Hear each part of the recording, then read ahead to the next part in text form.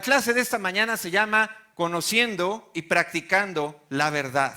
Conociendo y practicando la verdad. Y quiero pedirte por favor que vayas a la Biblia, a la segunda carta de Juan. Ok, segunda de Juan, si hoy nos acompañas, asegurémonos que alguien te comparte la Biblia para que podamos estudiarlo juntos y todos estemos en el mismo canal. Amén. Conociendo y practicando la verdad. Vamos a hablar hoy de segunda de Juan. Ya terminamos a primera de Juan y estamos comenzando lo que es la segunda de Juan. Vamos a ver esta máquina poseída. A ver, regresa. Ahí va, ahí va, ahí va. ¿Le puedes mover, Diego, porfa? Ok, segunda de Juan. Bueno, quiero hablarles un poquito de este contexto. Es una carta muy pequeñita, si te fijas. 11 versículos, ¿no? 13 versículos. Muy poquito. Pero bueno, vamos a hablar un poquito sobre la carta. Segunda de Juan está considerada junto con tercera de Juan como cartas, debido a que su longitud cabe perfectamente en la hoja de un papiro, más o menos de 25 por 20 centímetros, y además sigue un estilo epistolar típico de las cartas del siglo I. Entonces, por eso, aunque está tan pequeñita, se le considera una de las cartas del Nuevo Testamento. Varios líderes cristianos de los primeros 3 siglos de la fe afirmaron la autoría de esta carta por el apóstol Juan.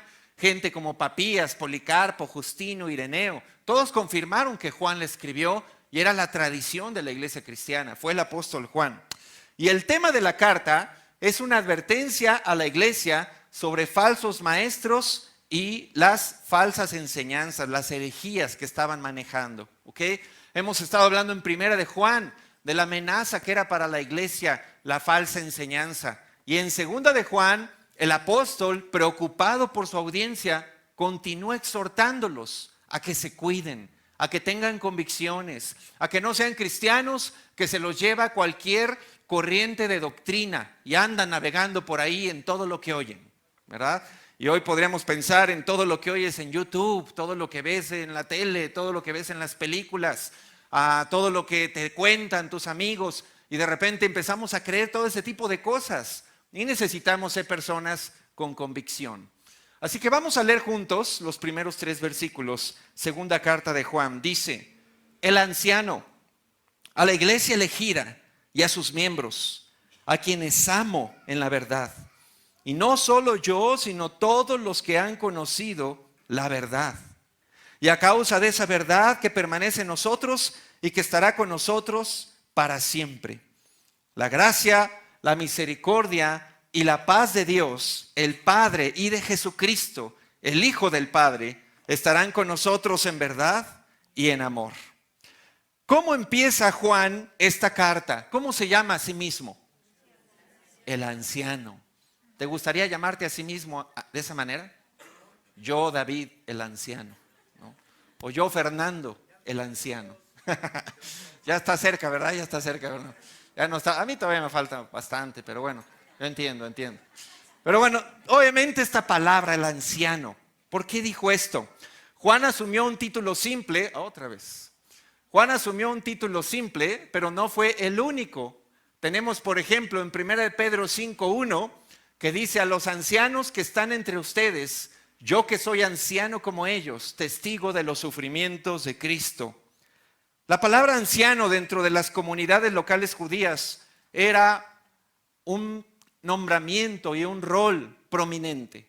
Era una figura de respeto. La comunidad judía en general respetaba a los ancianos y los consideraba como personas de autoridad. Y obviamente eso iba ligado con la edad. Para la época que Juan escribe esta carta, desde que él anduvo con Jesús, ya habían pasado 60 años. ¿Qué edad le calculas al apóstol Juan? De hecho, me tocó ver qué edad tendría Juan cuando andaba con Jesús. Hace varios años tuve la oportunidad de estar en Roma, en las catacumbas. Hay varias catacumbas, pero me acuerdo que fui a una que era antigua. Las catacumbas son lugares donde los cristianos y en general el pueblo romano enterraba a sus muertos. Y ahí los guardaban en la pared, están así como las gavetas, ¿no? Pero sin puerta, y ahí metían a todos sus muertitos. Entonces, ahí guardaban también pues, a los cristianos que morían. Y las catacumbas cristianas especialmente, ellos las decoraban con frescos, con pinturas representando a Jesús, a los apóstoles. Y no olvido una pintura que vi muy antigua, donde está Jesús y varios de los apóstoles, incluyendo Juan. Y tú los ves y eran unos chamacos, eran unos jovencitos, no eran gente mayor. Tal vez el mayor de todos, ¿cuál crees que sería? ¿Por qué? Porque estaba casado, ¿verdad? Ya tenía suegra. Entonces obviamente él ya estaba avanzado en la vida. Pero Juan y su hermano Santiago eran unos chavitos. Eran del ministerio de los jóvenes. No, estaban jóvenes ellos cuando empezaron a seguir a Jesús. Por eso Jesús les puso los hijos del trueno, ¿no? Ese carácter impulsivo y se aventaban y todo. Eran chavitos. Pero aquí ya habían pasado casi 60 años. Juan probablemente andaba cerca de los 80 años de edad o tal vez más. Y por eso él dice el anciano. De hecho, él fue el único de los apóstoles que no murió de una muerte como mártir, sino de muerte natural. Aunque lo quisieron matar, pero no pudieron los romanos. Ok, ahora, ¿a quién se dirige? Dice aquí el versículo 1b, a la iglesia elegida y a sus miembros. Eso dice la NBI. Pero cuando vas a ver una traducción más apegada al idioma original, dice a la señora electa y a sus hijos. A la señora electa. ¿Por qué? Esta es una forma metafórica de dirigirse a la iglesia local y a sus miembros, básicamente porque escribían como en código. Y esto anticipa un poquito la última carta del Nuevo Testamento, Apocalipsis. Todo estaba escrito en código, en clave. ¿Por qué razón? Por seguridad. Porque la persecución estaba comenzando. Y una carta de estas en manos romanas que fueran hostiles a la fe cristiana era peligrosa. Entonces empezaron a escribir como en código. ¿Alguna vez has hecho eso? Hablar como en código, como en clave, ¿no? Te voy a dar esta palabra y cuando te diga esto significa aquello. Yo me acuerdo de niño jugando ahí con mis primos, ¿no? A armar lenguaje en código, en claves y... Bueno, los cristianos hacían esto. Entonces esta carta, en realidad desde el griego original dice la señora electa y pues también Pedro utiliza algo parecido. En 1 Pedro 5:13 dice, lo saluda la que está en Babilonia, elegida como ustedes. Pero resulta que Babilonia era el nombre clave de una ciudad que para los cristianos representaba el centro de la perversión mundial. ¿Cuál era? Roma. Babilonia era el nombre clave para Roma. Entonces, ¿dónde estaba el apóstol Pedro en 1 Pedro 5? Lo saluda la que está en Babilonia. Estaba en Roma. Él escribió desde Roma. ¿Ven? Entonces así es como vas dándote cuenta cómo se fueron armando estas cartas de manera muy interesante. Ahora, Juan afirma en estos versículos que la audiencia a las que le escribe, que es una iglesia, dice a quienes amo en la verdad. Y no solo yo, sino todos los que han conocido la verdad. Acuérdate que Juan está escribiendo para defenderse de los ataques de los falsos maestros gnósticos. Y una de las características de esos falsos maestros no solo era su herejía, sino era que no amaban a la iglesia. En realidad no tenían ningún cariño por la iglesia. Ellos querían lograr un objetivo, querían cazar gente, querían jalar personas, querían aprovecharse de ellos de varias maneras, pero no había amor hacia la iglesia. Y Juan, para contrarrestar eso, él dice, nosotros sí los amamos, en verdad. Nosotros sí los amamos. Y esto es algo que hay que entender, hermanos. Cuando un discípulo, una discípula realmente te ama y te lo ha demostrado, hay que apreciarlo. Es común allá afuera que todo el mundo te ama. ¿Qué tal el tráfico? La gente muestra amor cuando va manejando. Te le cruzas y te avienta una rosa y tome joven para que le alegre el día, ¿no? ¿Qué hace la gente? O sea, no es así, ¿verdad? Amor es lo menos que hay en este mundo. Y Juan dice, yo sí los amo. Y en verdad. Y eso hay que apreciarlo de la iglesia. Cuando hay momentos en la vida cristiana difíciles y te das cuenta que hay hermanos a tu lado, hermanas a tu lado, que muestran amor, que muestran apoyo incondicional, que están ahí para ti, es cuando vemos a Dios. Como decía la carta de 1 de Juan. Y ahí sabes que está Dios. Eso es amor. Amén. Y tres cosas importantes que debemos tener cuidado siempre. Otra vez, esta máquina endiablada, mira. A ver, Máquina poseída. Jala. Diego, ¿nos ayudas, porfa? Ahí. Estas 3 palabras: la gracia, la paz y la misericordia. Dice el apóstol Juan: gracia, misericordia y la paz y la promesa estarán en nosotros en verdad y en amor. ¿Es fácil vivir esto?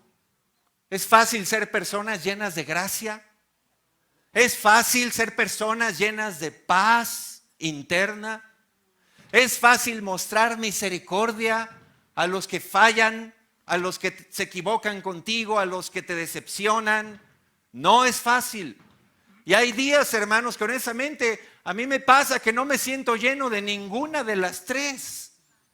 Ni gracia, ni paz, ni misericordia. Y tengo que trabajar en eso. ¿No te pasa a ti también? Hay días que no sientes paz. O hay días que no sientes gracia para darle a nadie. Misericordia, menos. Pero mira y eso es algo que se repite al final de las cartas. Los apóstoles insistían mucho en esto. Llénense de gracia, de paz y de misericordia. Y la promesa que dice el apóstol Juan: estarán en nosotros en verdad y en amor. Quiere decir que si tú eres un verdadero creyente, un discípulo de Jesús, estas 3 cosas no están lejos de tu vida, están cerca de ti. Puedes ser una persona llena de gracia, puedes ser una persona llena de paz y puedes tener misericordia contra los que se equivocan contra ti. ¿Qué te parece? Pero si no tienes una fe en Dios, estas 3 cosas son como un cuento de hadas. Las ves lejos porque no las sientes en tu corazón. Tal vez sientes más deseos de venganza, rencor, resentimiento, ganas del ojo por ojo, diente por diente, ¿no? Tal vez no te sientes en paz y la ansiedad está acabando contigo. Piénsalo. La diferencia que hace una relación con Dios. Vamos a la que sigue. Segunda de Juan, versículo 4. Vamos para allá. Dice: me alegré muchísimo al encontrarme con algunos de ustedes que están practicando la verdad, según el mandamiento que nos dio el Padre. Y ahora, hermanos, les ruego que nos amemos los unos a los otros. Y no es que les esté escribiendo un mandamiento nuevo, sino el que hemos tenido desde el principio. En esto consiste el amor, en que pongamos en práctica sus mandamientos. Y este es el mandamiento: que vivan en este amor tal como ustedes lo han escuchado desde el principio. Mira lo que dice el apóstol Juan. Recuerda, un hombre tal vez entre 80 y 90 años de edad, ya con toda una vida, 60 años en la fe. ¿Quién tiene aquí 60 años en la fe? Creo que nadie, ¿verdad? Todavía no llegamos a eso. Y aparte, un apóstol de Jesucristo, vio al Señor, caminó con Él, comió con Él, era su amigo, era el discípulo que Jesús amaba. ¿Qué hombre era Juan? Y mira qué le alegraba. Dice el versículo 4: me alegré muchísimo al encontrarme con algunos de ustedes que ¿qué estaban haciendo? Practicando la verdad. Otra versión dice: he hallado a algunos de tus hijos caminando en la verdad. ¿Qué le alegraba al apóstol y anciano Juan? A los 80 años de edad, ¿qué te puede alegrar? Ver a todos mis nietos. Eso me alegra el alma. Obviamente debe ser, ¿verdad? Pero que un día vamos a saber qué se siente eso. Pero todavía falta. Los que ya tienen esa experiencia en la vida, pues saben lo que es disfrutar a tus nietos. Él no tenía nietos. Entonces, un hombre de 80 años de edad, sin nietos, ¿qué le puede alegrar la vida? Bueno, que practicaban la verdad. Y esto es algo importante aquí. A ver, Dieguito, por favor, ¿nos ayudas con esa máquina rebelde? Resulta que Juan no fue el único que expresaba esto. Lucas 10:21 dice: en aquel momento Jesús, lleno de alegría por el Espíritu Santo. ¿Sabes cuándo dijo esto Jesús? En Lucas 10, cuando primero mandó a los 72 en una misión, luego regresaron y dijeron: hasta los demonios salen en tu nombre. Y le contaron a Jesús todo lo que había pasado. Y cuando Jesús vio eso, dice la Biblia, lleno de alegría por el Espíritu. ¿Qué le alegró a Jesús? Ver a sus discípulos entendiendo el verdadero propósito de la vida. ver a sus discípulos aprendiendo a hacer la voluntad de Dios. Estaban emocionados, estaban contentos porque habían visto milagros por el nombre de Jesús. ¿Te acuerdas cuando eras un joven cristiano? Los primeros milagros que viste, cuando se convirtieron tal vez tus familiares que pensabas que jamás iban a llegar, cuando Dios te contestó las primeras oraciones, cuando invitaste a un amigo o compañero tuyo de la escuela, del trabajo y se bautizó y trajo a toda su familia y todos se hicieron cristianos. ¿Llegaste a tener esa experiencia? ¿Qué sentías? ¿Qué te emocionaba? ¿Cómo sentías tu espíritu? Y eso fue lo que le alegró a Jesús, que sus discípulos entendieron eso. Y es lo mismo que aprendió Juan. Miren de quién aprendió, de su maestro. Él vio a Jesús alegrarse por otros que hacían la voluntad de Dios y Juan lo grabó en su corazón y dijo, yo también me voy a alegrar por otros que hacen la voluntad de Dios. Please, acá nuestro guía va a ser Diego, va a ser mi control remoto. A ver, Diego, tú, échale. Bueno, ¿qué pasa con esto? La pregunta es, regresamos no, ya te pasaste mucho. Uno atrás, aquí. ¿Qué te alegra a ti? Quiero hablar primero con los cristianos que están aquí en esta sala. ¿Hay cristianos aquí? Sí, ¿verdad? Hermano, ¿qué te alegra a ti?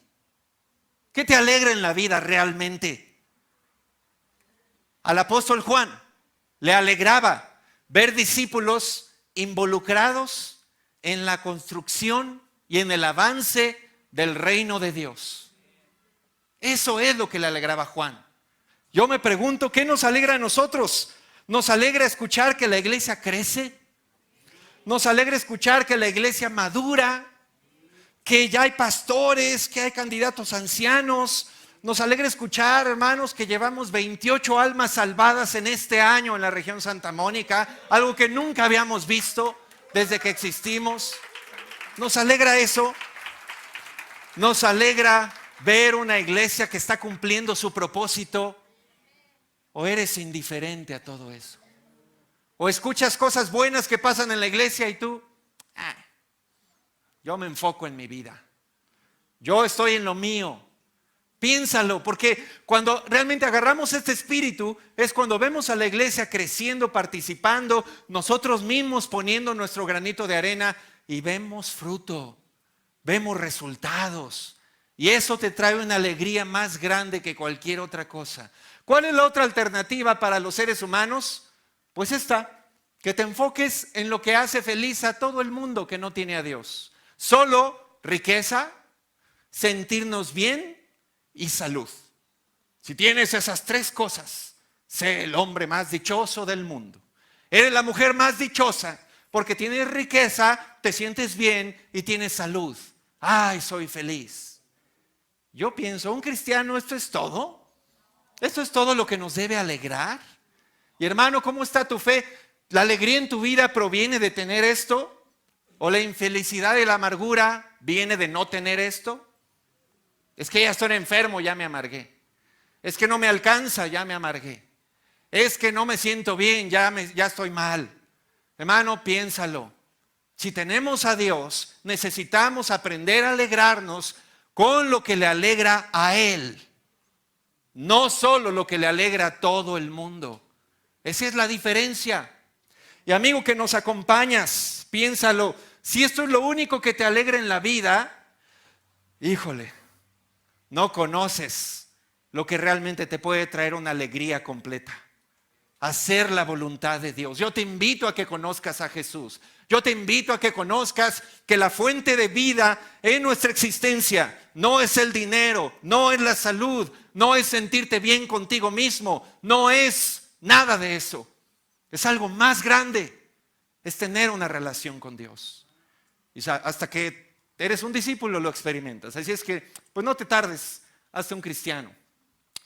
Versículo 6, Juan dice, en esto consiste el amor, en que pongamos en práctica sus mandamientos. Y este es el mandamiento, que vivan en este amor, tal como ustedes lo han escuchado desde el principio. El apóstol Juan también les hace un énfasis aquí en el amor fraternal. Y dice que el amor es poner en práctica los mandamientos de Dios. ¿Y cuál es el mandamiento? que vivan en amor. Y bueno, entonces aquí parece como algo que está todo mezclado. Lo puse así como en grafiquitas. Ay, a ver, ahí está. Estas son las grafiquitas que puse. ¿Qué es amar a Dios? Según Juan, es amar y obedecer su palabra. ¿Y eso qué es? Pues se traduce en aprender a amar a la iglesia. ¿Cómo ves? Las tres cosas están conectadas. Amas a Dios, entonces vas a amar este libro. Realmente amar. Te vas a meter, lo vas a estudiar, te vas a preocupar por conocerlo. Y a medida que vas haciendo eso, vas descubriendo otra cosa. Que Dios quiere que amemos al prójimo. Y nuestro prójimo más cercano, obviamente después de nuestra familia, es la iglesia. Pero ¿qué pasa si yo digo que amo a Dios, pero ni leo la Biblia y menos la obedezco? Y a la iglesia menos, esa ni los amo para nada. Entonces realmente me estoy engañando, porque no amo a Dios. Así que nunca se te olvide cómo estas cosas están conectadas. El amor consiste, el amor a Dios, en practicar la palabra. Y eso nos lleva al amor, vivir en el amor unos con otros. Así que es perfecto, es un plan perfecto y lo tenemos al alcance. ¿Ok? Vamos a la que sigue. A ver, Dieguito, por favor. Vamos al versículo 7, acompáñame. Dice, es que han salido por el mundo muchos engañadores que no reconocen que Jesucristo ha venido en cuerpo humano. El que así actúa es el engañador y el anticristo. Cuídense de no echar a perder el fruto de nuestro trabajo. Procuren más bien recibir la recompensa completa. Todo el que se descarría y no permanece en la enseñanza de Cristo no tiene a Dios. Y el que permanece en la enseñanza sí tiene al Padre y al Hijo. Si alguien los visita y no lleva esta enseñanza, no lo reciban en casa, ni le den la bienvenida, pues quien le da la bienvenida se hace cómplice de sus malas obras. Ok, aquí el apóstol Juan está hablando de los engañadores. Esta palabra desde el griego se usa la palabra planos, que significa entre varias cosas vagabundear o ser un impostor o un guía errado. Y esto eran varias de esas personas a las que se refiere. ¿Cuántos eran según Juan en el versículo 7? ¿Cuántos planos había por ahí? Muchos. ¿Se dan cuenta? Muchos. Y luego, ¿qué dice? Han salido por el mundo. Si han salido, ¿qué implica? Cuando sales de un lugar, ¿qué quiere decir antes de eso? Que estabas adentro. ¿Dónde estaban adentro ellos? De la iglesia. Estaban en la iglesia y se salieron. Se fueron al mundo. Y se fueron al mundo para abrazar falsas enseñanzas y luego tratar de engañar a la iglesia. Básicamente, este grupo dice en el versículo 7 que no reconocían que Jesucristo había venido en cuerpo humano. Esta es una enseñanza del gnosticismo docético, también llamado el docetismo. ¿Okay? Era una herejía. Reinterpretaban radicalmente la doctrina de la encarnación.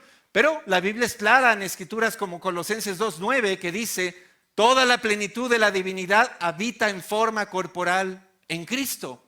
O también 1 Juan 4:2, en esto pueden discernir quién tiene el Espíritu de Dios. Todo profeta que reconoce que Jesucristo ha venido en cuerpo humano es de Dios. ¿Por qué hacían tanto énfasis? Igual en Colosas, que estaban atacando herejías, porque había este tipo de grupos que afirmaban que Jesús no vino en cuerpo humano, que parecía ser un cuerpo, pero no era humano. Era así, les dije, ¿no? Como que caminaba y andaba deslizándose y no le veías los pies. Entonces así como que Jesús se deslizaba para acá, para allá, pero así como esos fantasmitas de los juegos de video, y así decían que era. Sin embargo, era una herejía. Ahora, las herejías contra la persona de Cristo no son nuevas, tienen muchos años. Estas son algunas, te hice un recuento de algunas, pero hay más. Imagínate qué gran victoria para Satanás es atacar a la persona de Cristo, la dualidad de Cristo, hombre y Dios a la vez. Y si logra confundir a los seres humanos en eso, ya ganó una gran victoria.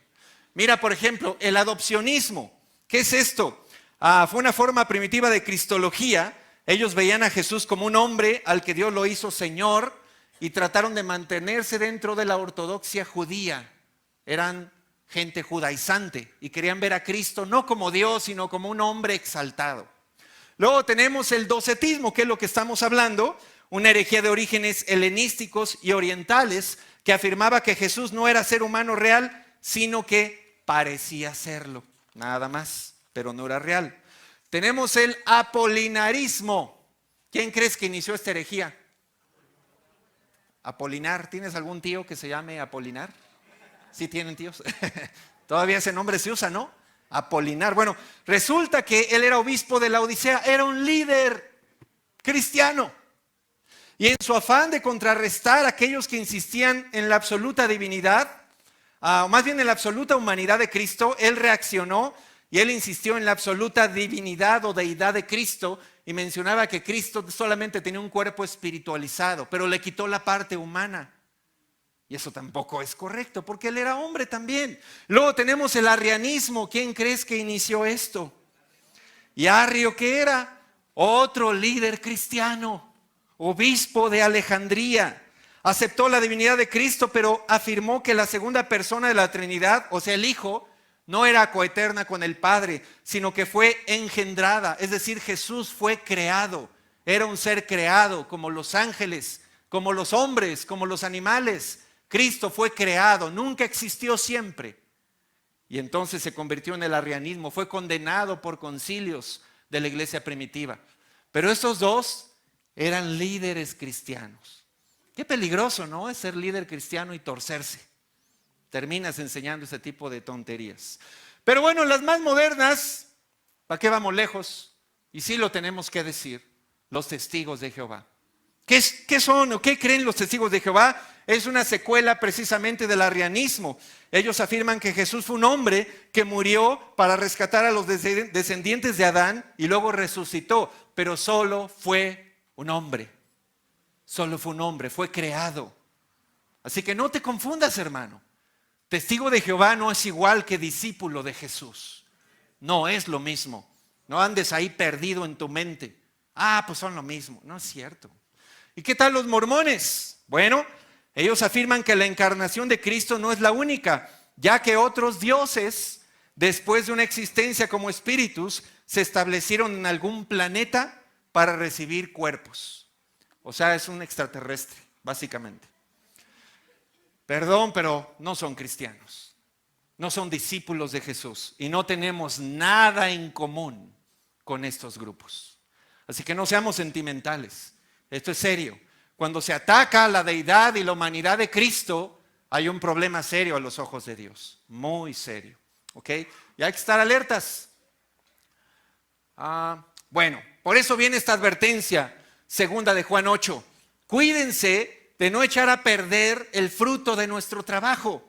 Procuren más bien recibir la recompensa completa. Esta es una advertencia.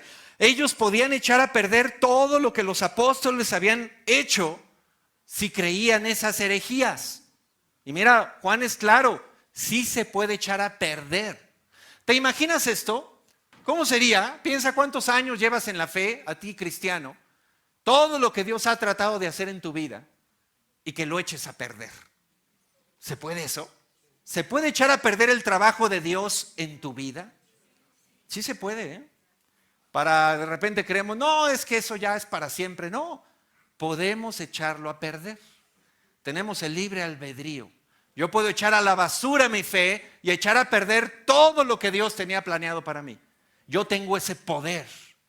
O también tengo el poder de hacer efectiva mi salvación y darle gloria a Dios con lo que Él ha querido hacer conmigo. Al final, Él nos deja a nosotros la elección. Y yo te pregunto, ¿qué está pasando con tu fe? ¿Está dando frutos o la estás echando a perder? Versículo 9, vemos una perspectiva radical. Todo el que se descarría y no permanece en la enseñanza de Cristo, ¿qué dice ahí? A ver otra vez. No tiene a Dios. Todo el que se descarría y no permanece en la enseñanza de Cristo. ¿Cuál enseñanza de Cristo? Pues la que se anunció desde el principio, que era el Mesías esperado, Dios hecho hombre, bajando a la tierra, hombre y a la vez Dios, al mismo tiempo. El que se desvía de esa enseñanza no tiene a Dios. Aquí el apóstol Juan usa una palabra, la palabra proago, que significa ir delante de o pasar los límites con la implicación de una falta de obediencia. Y eso es lo que estaban viviendo ellos. Ahora, Juan nos pone aquí algo complicado. De acuerdo al versículo 10 al 11, vamos a ponernos en los zapatos de los cristianos que recibieron esta carta y los que vivían en esa época. ¿Qué tal si ellos están acá en su casa a la hora de la comida, bien padre, con la familia, y llega uno de estos exdiscípulos que anda promoviendo doctrinas contra la persona de Cristo y toca la puerta y les dice: oye, ¿me invitas a comer? Tú sí me amas, ¿no? Tú no eres como los demás. Tú sí me quieres. ¿Qué dice Juan que hay que hacer? Versículos 10 al 11. No recibirlos. ¿Alguna vez has estado en esta situación donde tienes que hacer una acción como esta? Imagínate qué duro. Estamos hablando de alguien que fue compañero de batalla, un hermano en la fe, a lo mejor hasta su propio familiar, primo, tío, hermano, esposo, hijo, pero se habían desviado y eran muchos. Y Juan dice: no los reciban. Pienso especialmente en nosotros los latinos, y creo que eso está difícil de obedecer, ¿no? Todavía los europeos, los americanos como que son más... Pero nosotros somos no muy amorosos, no confundas. Somos muy sentimentales. Amor y sentimentalismo no es lo mismo. ¿Ok? Cuando muestra sentimentalismo, por ejemplo, en este caso, ay, sí, pásale, no, sí, tú eres mi amigo, yo no voy a negarte ni a rechazarte, tú ven, vamos a seguir siendo amigos, vamos a salir, vamos a irnos al cine, vamos a juntar las familias, no pasa nada. Una cosa es la fe y otra cosa es la amistad. Eso es ser sentimental. Y Juan dice: no lo hagan. ¿Cuál era la advertencia si hacías eso? Versículo 11. ¿Qué pasaba? Te hacías cómplice. ¿Quieres ser cómplice de un hereje? Eso es lo que pasaba. Entonces, qué desafío tan grande para los latinos ser sentimentales. Por sentimentales queremos evadir disciplina en la iglesia. Por sentimentales no permitimos que alguien pase el camino que debe pasar, porque por ahí tiene que pasar para entender. Por sentimentales obstaculizamos la voluntad de Dios, muchas veces. Entonces, hermanos latinos que nos ven también, este es nuestro desafío. Crezcamos en amor, seamos más amorosos, pero no te confundas que ser sentimental es igual a ser amoroso. No. A mí personalmente sí creo que me hace falta un poquito. Sentimentalismo, doy un poquito al revés, pero pásenme algo de lo que te sobra, échamelo, acá te lo recibo. Pero eso no significa que estamos amando. Ser sentimental no es amar, más bien es una debilidad cultural. Así lo tenemos que ver, ¿ok? Interesante, ¿no? Y terminamos en el 12:13. Aunque tengo muchas cosas que decirles, no he querido hacerlo por escrito. Ay, qué bueno, porque si no, quién sabe qué horas hubiéramos acabado, ¿no? Pues espero visitarlos y hablar personalmente con ustedes para que nuestra alegría sea completa. Los miembros de la iglesia hermana, la elegida, les mandan saludos. Y ahí termina segunda de Juan. Bueno, aquí Juan menciona algo interesante. Él habla de que él hubiera querido estar con ellos personalmente y quiere hacerlo. Dice acá, para que nuestra alegría sea completa, al final del versículo 12. ¿Dónde has oído esa frase antes? Para que su alegría sea completa. En Juan, por ahí dijeron, qué bueno, si estudian la Biblia. Juan 15:11, Jesús dijo: les he dicho esto para que tengan mi alegría y así su alegría sea completa. En Juan 16:24, hablando Jesús otra vez: hasta ahora no han pedido nada en mi nombre. Pidan y recibirán para que su alegría sea completa. Jesús no solo hablaba de alegría, de ser felices y ya. Él hablaba de experimentar una alegría completa. Amigo que nos acompañas, el dinero no te va a dar esta alegría completa. Los logros personales en tu vida, por muy buenos que sean, no te van a dar alegría completa. El día que te cases con tu príncipe azul y con tu Barbie soñada, tampoco creas que eso te va a dar alegría completa. Y cuando tengas tus 20 hijos corriendo alrededor, destruyendo tu casa, tampoco eso te va a dar alegría completa. ¿Ok? Muchas veces pensamos que eso que nos hace falta es lo que me va a dar alegría completa. Pero Jesús nos enseña que no. Si nosotros practicamos su palabra, vamos a experimentar alegría completa. Y mira qué buen discípulo fue Juan. Lo escuchó de su maestro, lo vivió y luego él le decía a la iglesia, para que su alegría sea completa. Jesús se lo enseñó.